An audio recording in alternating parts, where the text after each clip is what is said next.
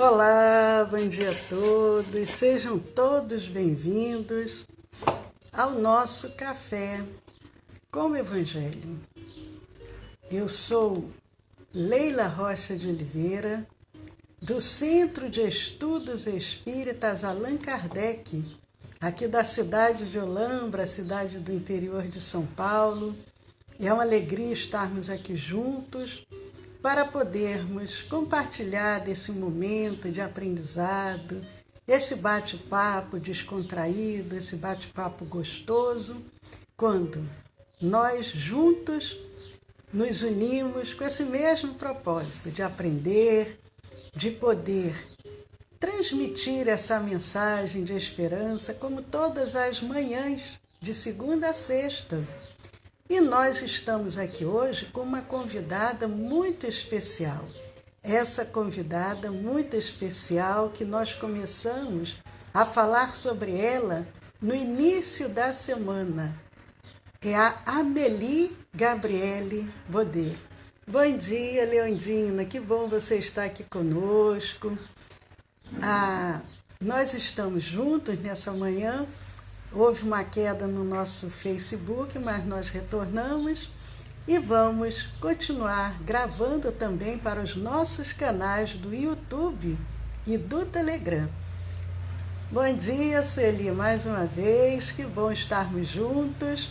Mas a Gabriele, a doce Gabriele, Amélie Gabriele Baudet, ela nasceu em 23 de novembro de 1795, em pleno século, finalzinho do século XVIII, há 225 anos atrás. Eu vou pedir a vocês um minuto para ver se a gente diminui um pouco o barulho externo.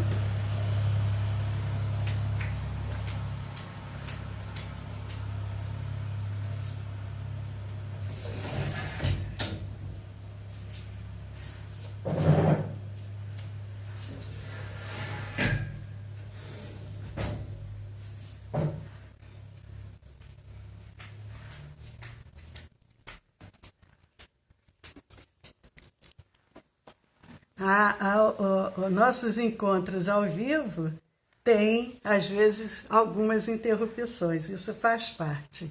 Mas, queridos amigos, como nós estávamos dizendo, Amélie Gabriele Baudet. Amélie Gabriele Baudet foi poetisa, escritora, nasceu numa cidadezinha próximo ao Sena, mas depois foi morar em Paris e ela conheceu o professor Hippolyte Léon Denisard Rivaio, grande professor, e ela que era 9 anos mais velha do que ele, mas isso não foi um impedimento para o casamento. Eles casam e quando o professor Hippolyte começa a estudar aqueles fenômenos que estavam, pode-se dizer, em todo o mundo, que eram das mesas girantes, a Amélie o apoia, acompanha e dá toda a força, toda a sustentação para aquele trabalho que ele começou a desenvolver, aquelas pesquisas. Ele, que era um grande pedagogo, que havia escrito vários livros na área da educação. Bom dia, Janete. Ela o apoia. E ele começa, e era usual naquela época, fazer reuniões em casa. Ele começou a fazer reuniões na própria residência, reuniões com cunho científico. E havia cerca de 6 meses que na residência do casal, a residência que era na Rua dos Mártires, número 8, ali aconteciam aquelas sessões bastante concorridas. E exigiam da Madame Rivaio, lembrando que ela já tinha 60 anos, uma série de cuidados e de atenções para aqueles convidados que ali chegavam. Às vezes, ela ficava extenuada. E o local começou a ficar apertado, porque muita gente queria participar, um elevado número de pessoas que ali compareciam. E Kardec, agora já Allan Kardec, porque ele já havia publicado o Livro dos Espíritos em 18 de abril de 1857, um ano depois. Quando foi em abril de 1858, ele funda, fora do próprio lar, a Sociedade Parisiense de Estudos Espíritas. Bom dia, Eliette. E ele fundou uma sociedade. Nada demais. Se não fosse o quê? O ambiente daquela época, o objetivo daquela sociedade era uma sociedade de estudos, mas de estudos espíritas. Então era uma obra de grave responsabilidade. Naquele período, tomar tais iniciativas, naquela recuada época, em que o despotismo da igreja dominante ainda tinha uma força muito grande, apesar da Revolução Francesa, não era tarefa para muitos. Havia o quê? Necessidade de uma larga dose de devotamento, de firmeza de vistas. Realmente precisava o quê? De um verdadeiro espírito de sacrifício. E será que a esposa estava preparada para isso? Porque nós observamos quantos têm um objetivo de vida, mas aquele companheiro ou companheira não acompanham. Ao contrário, criticam, reclamam, colocam objeções sérias, colocam-se às vezes na condição até de que se você continuar com isso, eu vou me separar. Mas aquele casal, a Amélie e ao Hippolyte, agora Allan Kardec, coube, apesar de todos os escolhos, perigos, empreender, com a assistência e proteção do alto, a maior revolução de ideias de que se teve notícia nos meados do século XIX. Porque nós sabemos, quando nós temos um propósito digno, sério, os benfeitores vão estar ali ao nosso lado nos apoiando. O Espírito Verdade falou isso para Kardec. O trabalho será muito difícil, você sofrerá muito, mas você terá o nosso amparo, desde que você se paute sempre de forma firme, séria, honesta, responsável. Não com essas palavras, mas mais ou menos nesse sentido. E realmente, Kardec foi alvo do ódio, da injúria, da calúnia, da inveja, do ciúme e do despeito de inimigos gratuitos. Eles não tinham nada contra Kardec, mas eles jogavam pedras sobre o trabalho.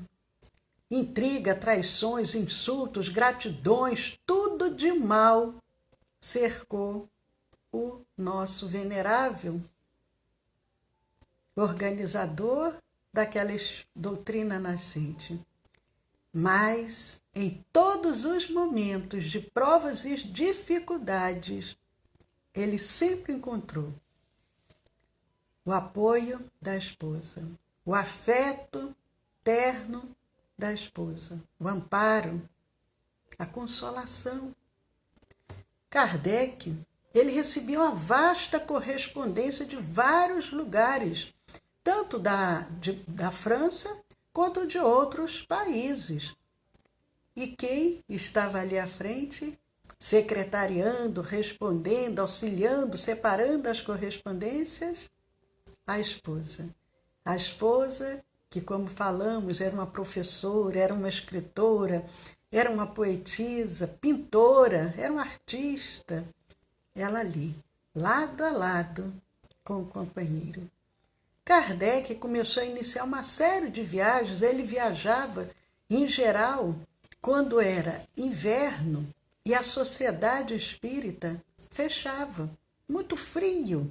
Eles faziam um recesso de final de ano, e ele aproveitava aqueles momentos não para descansar nem para o lazer. Ele aproveitava para viajar, para poder divulgar o Espiritismo, saber como que estava as outras cidades, as outras localidades, como que os amigos, os trabalhadores, aqueles também que abraçaram aquela tarefa estavam se desincumbindo. Inclusive tem um livro falando sobre as viagens de Kardec. Ele viajou em 1860, em 61, em 62, em 64. E ali ele viajava, percorreu várias cidades da França, foi à Suíça, foi à Bélgica, em todos esses lugares com quê? Com o objetivo de semear as ideias espíritas. E sempre que a doce Gabi podia, sempre que as forças lhe permitiam, ela o acompanhava em muitas dessas viagens. E lembrando que eram viagens cobertas todos os custos pelo próprio casal, porque havia calúnias dizendo que ele se apropriava do dinheiro das vendas, dos livros, das revistas, que ele havia se tornado rico, mas ele tinha o seu próprio meio de subsistência, ele fazia as viagens com seus próprios recursos. Mas nós sabemos que houve um momento de muito impacto na vida de Amélie, que foi quando aquele companheiro de tantos anos que jornadearam ali juntos, lado a lado, diuturnamente, ele retorna à pátria espiritual. Os amigos, os benfeitores já haviam alertado a ele que ele precisava diminuir, desacelerar, tirar o pé. Naquela época não existia aí dos carros, mas ele tinha que tirar o pé do acelerador porque ele já não estava bem de saúde, mas ele sabia que se ele se acomodasse, não daria conta da tarefa. E quando foi no dia 31 de março de 1869, Kardec, com 65 anos de idade, desencarnava subitamente. Ele estava numa manhã recebendo o rapaz que vinha pegar os livros e ele estava preparando uma mudança de residência. E quando ele abre a porta para receber aquela pessoa, ele cai ali, subitamente desencarna. E logicamente que foi um baque, foi uma perda irreparável para o mundo espiritista, foi uma consternação geral, porque ele havia angariado muita simpatia, muitas pessoas, apesar de toda aquelas perseguições, mas haviam aqueles que o seguiam, que o amavam, que haviam abraçado o Espiritismo. E a doce Gabi, que partilhara com admirável resignação as desilusões e os infortúnios do esposo, e ela que agora, lembrando, ela era 9 anos mais velha do que Kardec, ela estava com 74 anos quando ele desencarna. Mas ela, muito firme, muito corajosa, conhecedora da vida imortal, que a vida continua, ela não esmorece. Ao contrário, agora não tinha mais o companheiro para dividir. Agora era só ela para poder impulsionar aquela obra, que ainda era muito jovem. Havia iniciado em 1857. Ele desencarna em 1869. Havia apenas 12 anos daquele espiritismo nascente.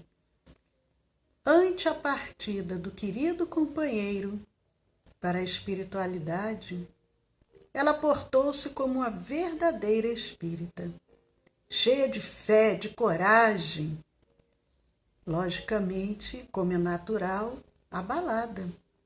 Porque não quer dizer que por sabermos que a vida continua, que não vamos ficar tristes. Quando um amigo, um ente querido muda-se para um país distante e que a gente não vai ter mais aquela companhia tão frequente, nós ficamos tristes.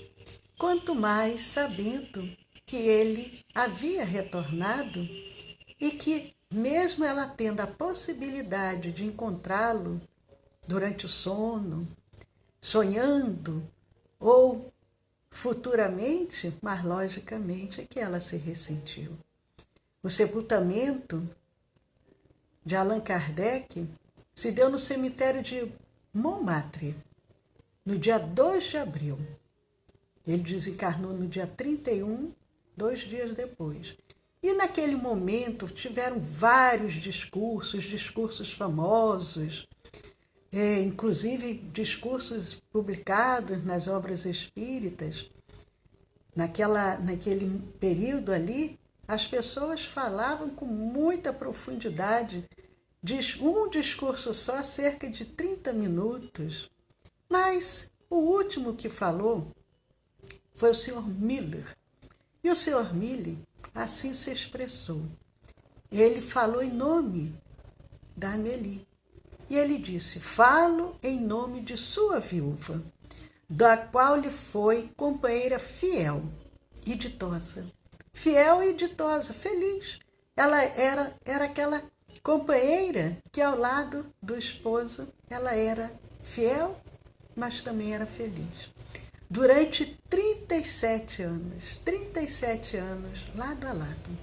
37 anos de felicidade, sem nuvens de desgostos.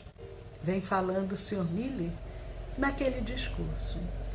Daquela que lhe compartilhou as crenças e os trabalhos, as vicissitudes e as alegrias, e que se orgulhava da pureza dos costumes. Era um momento muito diferente, era um momento muito romântico, era um momento que aqui no Brasil nós tínhamos aquelas obras de...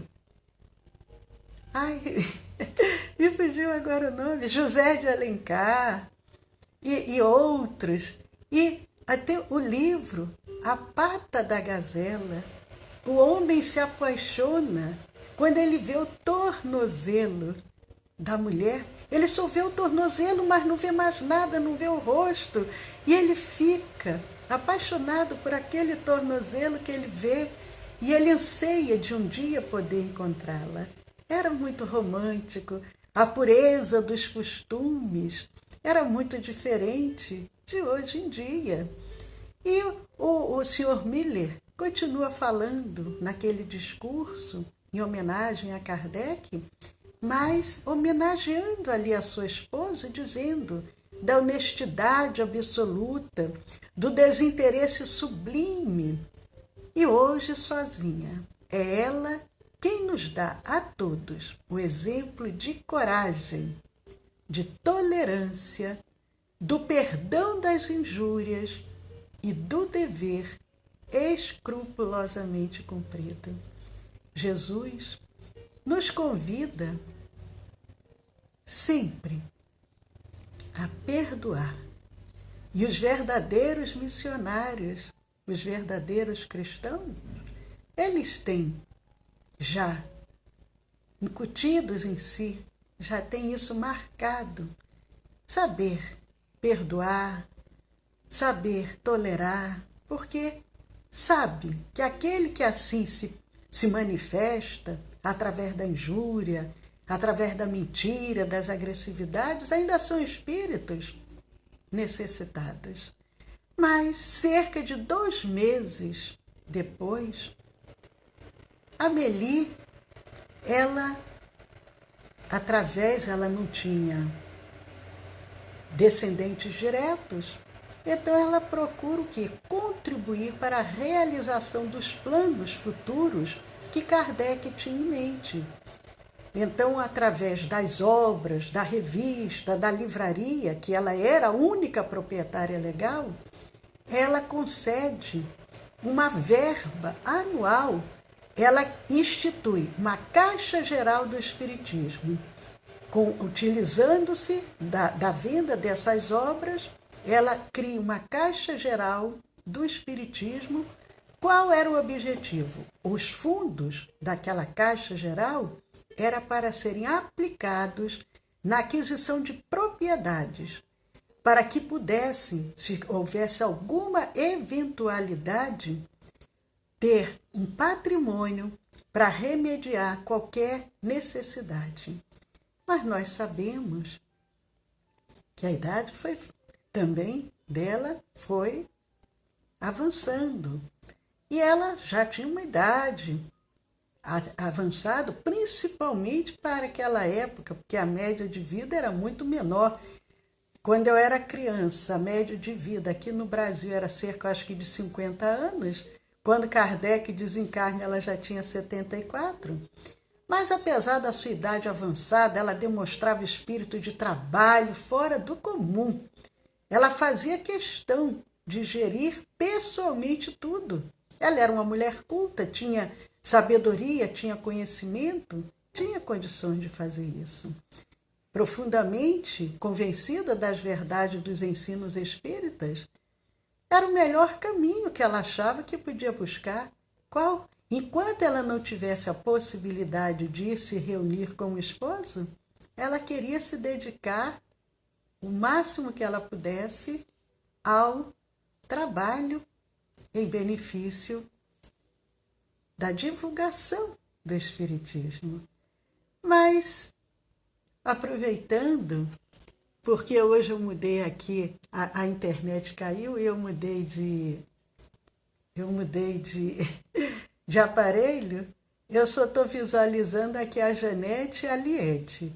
Não sei quais os outros amigos que se encontram conosco, mas sintam-se abraçados, sintam-se acolhidos nesse nosso momento. E aproveitando também para lembrar que o Roberto hoje teve um compromisso, mas está aqui conosco vibratoriamente, mandando um abraço muito carinhoso para todos que nos acompanham. Mas, graças a essa visão, esse devotamento, o Espiritismo cresceu a passos de gigante, não só na França, mas também no mundo, porque ela contribuiu muito ali à frente desse trabalho. Ela era uma extraordinária mulher, nós falamos ontem. Então, porque hoje eu não estou pelo notebook, hoje eu estou pelo celular. Só que o que acontece? Como eu estou pelo celular, estamos somente pelo Facebook, não estou pelo Instagram, porque o outro aparelho o Roberto levou. Nós pretendemos adquirir mais um celular para que a gente possa... Aliás, já até adquirimos, falta chegar. Espero que chegue sem nenhuma dificuldade, que é para a gente não usar mais o notebook, porque pelo notebook fica o som não fica bom. E nós não temos as aparelhagens adequadas, né? Mas o nosso tempo já até extrapolou, vamos avançar um pouquinho para que a gente possa... Ontem falamos de várias extraordinárias mulheres que acompanharam ao lado dos esposos, contribuindo para a evolução em várias áreas do nosso planeta, na área da educação, das ciências, da religião. E a Amélie também era uma extraordinária mulher que fez tudo em benefício do Espiritismo, sempre tinha um conselho, uma palavra de consolo, mas chegou o momento dela retornar e encontrar aquele ente amado que a acompanhou durante 37 anos nessa jornada. No dia 21 de janeiro de 1883, Kardec desencarnou em 69. Em 83, às 5 horas da manhã, com rara lucidez de espírito, docemente, com aquele mesmo gracioso e mesmo sorriso que sempre ela manifestava, desatou-se os laços que aprendiam a matéria. Aquela senhora que já tinha 87 anos, retorna ao mundo espiritual, retorna à verdadeira vida. Quando foi no dia 26 de janeiro, ela desencarna no dia 21. No dia 26 de janeiro de 1883, 5 dias após seu falecimento, um médium muito respeitado, um médium em Paris, o senhor Couturier, ele recebia uma mensagem assinada pelo espírito de Madame Allan Kardec. Logo seguida de outra mensagem agora, da autoria do seu amado esposo. Amélie e Hippolyte se manifestam através desse médium 5 dias após o desencarne de Amélie. Mensagens singelas na forma, belas nos conceitos, tinham ainda um sopro de imortalidade e comprovavam que a vida continua. E nós só podemos agradecer nessa manhã a essa doce missionária do bem, que junto com nosso venerável Hippolyte Leon Denisard Rivaio, Allan Kardec, lado a lado, contribuíram para que nós hoje pudéssemos falar do Espiritismo. Gratidão, muita gratidão, Amélie Gabriele Baudet, aonde você estiver, que as suas luzes possam resplandecer, que possam continuar iluminando, adoçando, adocicando as nossas almas, e que o nosso venerável codificador também possa estar nos auxiliando sempre. Queridos amigos, muito bom estarmos juntos nessa manhã.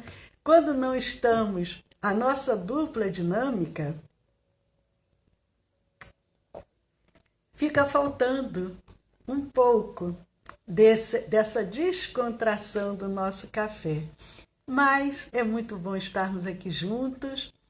Nós desejamos um dia abençoado para todos vocês. Amanhã, sábado, 10 horas da manhã, nós temos a evangelização da família e da criança, e domingo às 10 da manhã nós temos o nosso Evangelho no Lar. Ao final, tanto amanhã, sábado, quanto no domingo, nós temos o passe à distância, a magnetização das águas, e estão todos convidados para formarmos essa grande rede de fraternidade e de amor. E não podemos deixar de convidar aqueles que, porventura, ainda não conheçam os nossos canais do YouTube e do Telegram, entrem lá, se inscrevam, compartilhem, dê um joinha, façam comentários. Vamos semear essa luz. Vamos lembrar o que Emmanuel nos ensinou. A maior caridade que podemos fazer ao Espiritismo é a caridade da sua própria divulgação. Até amanhã, com a evangelização da família e a evangelização da criança às 10 da manhã. E segunda-feira, um novo ou uma nova convidada. Estamos negociando. Um beijo grande, um dia maravilhoso para todos vocês. Paz a todos.